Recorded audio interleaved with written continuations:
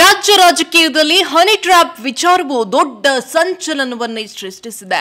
ಕಾಂಗ್ರೆಸ್ ಸರ್ಕಾರದ ಪ್ರಭಾವಿ ಸಚಿವ ಕೆಎನ್ ರಾಜಣ್ಣ ಅವರೇ ಹನಿ ಟ್ರ್ಯಾಪ್ ಬಗ್ಗೆ ಸದನದಲ್ಲಿ ಬಹಿರಂಗವಾಗಿ ಹೇಳಿಕೆಯನ್ನ ನೀಡಿ ಶಾಕ್ ಕೂಡ ಕೊಟ್ಟಿದ್ದಾರೆ. ನನ್ನ ಮೇಲೆ 2 ಬಾರಿ ಹನಿ ಟ್ರ್ಯಾಪ್ ಯತ್ನ ನಡೆದಿತ್ತು ಎಂದು ಹೇಳಿದ್ರು. ಈ ವಿಚಾರವಾಗಿ ಕಾಂಗ್ರೆಸ್ನ ಮತ್ತೊಬ್ಬ ಸಚಿವ ಸತೀಶ್ ಜಾರಕಿಹೊಳಿ ಅವರು ಮತ್ತೊಂದು ಸ್ಫೋಟಕ ಹೇಳಿಕೆಯನ್ನ ಕೂಡ ನೀಡಿದ್ದಾರೆ. ಹನಿ ಟ್ರ್ಯಾಪ್ ನಡೆದಿರೋದು ಕೇವಲ 40 ನಾಯಕರಿಗಲ್ಲ ಎಂದು ಹೊಸ ಸಂಖ್ಯೆಯನ್ನ ಹೇಳಿದ್ದಾರೆ.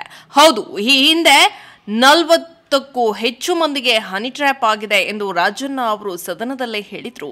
ಆದರೆ ಸತೀಶ್ ಜಾರಕಿಹೊಳಿ ಅವರ ಪ್ರಕಾರ ಹನಿ ಟ್ರ್ಯಾಪ್ಗೆ ಒಳಗಾಗಿರೋದು ಕೇವಲ 40 ಮಂದಿ ಅಲ್ಲವಂತೆ.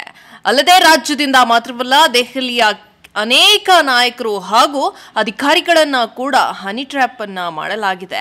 ರಾಜ್ಯದಲ್ಲಿ ಕೇವಲ 40 ಮಂದಿ ಅಲ್ಲ, ಕನಿಷ್ಠ 400 ಜನರನ್ನ ಹನಿ ಟ್ರ್ಯಾಪ್ ಮಾಡಲಾಗಿದೆ ಎಂದು ಹೊಸ ಬಾಂಬ್ ಒಂದನ್ನ ಸಿಡಿಸಿದ್ದಾರೆ. ಇಲ್ಲಿ ಒಂದು ಪಕ್ಷದವರು ಎಂದಿಲ್ಲ, ಎಲ್ಲ ಪಕ್ಷಗಳ ನಾಯಕರನ್ನ ಹನಿ ಟ್ರ್ಯಾಪ್ ಬಲೆಯಲ್ಲಿ ಸಿಲುಕಿಸಲಾಗಿದೆ. ಹನಿ ಟ್ರ್ಯಾಪ್ ಮೂಲಕ ಸಿಎಂಗಳಿಗೆ ಬೆದರಿಕೆ ಹಾಕಿರುವ ಹಲವು ನಿದರ್ಶನಗಳು ಕೂಡ ಹಿಂದಿನಿಂದವೂ ಕೂಡ ಇದೆ. ತಮ್ಮ ಕೆಲಸವನ್ನ ಈಡೇರಿಸಿಕೊಳ್ಳಲು ಹನಿ ಟ್ರ್ಯಾಪ್ ಮೂಲಕ ಅಧಿಕಾರಿಗಳಿಗೆ ಬ್ಲ್ಯಾಕ್ ಮೇಲ್ ಕೂಡ ಮಾಡ್ತಾ ಇದ್ದಾರೆ.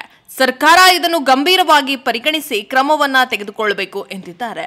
ಹನಿ ಟ್ರ್ಯಾಪ್ ಪ್ರಯತ್ನಗಳ ಕುರಿತು ಕೇಸ್ ದಾಖಲಿಸುವಂತೆ ಸಚಿವ ರಾಜಣ್ಣ ಅವರಿಗೆ ಹೇಳಿದೆ. ಸುಮಾರು 20 ವರ್ಷಗಳಿಂದಲೂ ಈ ಕೃತ್ಯಗಳು ನಡೀತಾ ಇವೆ. ಹಾಗಾಗಿ ಈ ವಿಚಾರವನ್ನ ಗಂಭೀರವಾಗಿ ಪರಿಗಣಿಸಿ ಇದಕ್ಕೆ ಅಂತ್ಯವನ್ನ ಹಾಡಲೇಬೇಕು. ಪಾಪ ದೆಹಲಿ ನಾಯಕರು ಅಮಾಯಕರು, ಅವರನ್ನ ಹನಿ ಟ್ರ್ಯಾಪ್ಗೆ ಬೀಳಿಸಲಾಗ್ತಾ ಇದೆ. ಎಲ್ಲ ಪಕ್ಷದ ನಾಯಕರು ಇದರಲ್ಲಿ ಸಿಲುಕಿದ್ದಾರೆ. ಮೀನಿಗೆ ಬಲೆ ಬೀಸುವಂತೆ ಹನಿ ಟ್ರ್ಯಾಪ್ ಬಲೆಯನ್ನ ಬೀಸ್ತಿದ್ದಾರೆ. ಈ ಮೂಲಕ ಅವರನ್ನ ತಮ್ಮ ಹಿಡಿತದಲ್ಲಿ ಇಟ್ಟುಕೊಳ್ತಾ ಇದ್ದಾರೆ ಎಂದು ಗಂಭೀರವಾದ ಆರೋಪವನ್ನ ಮಾಡಿದ್ದಾರೆ.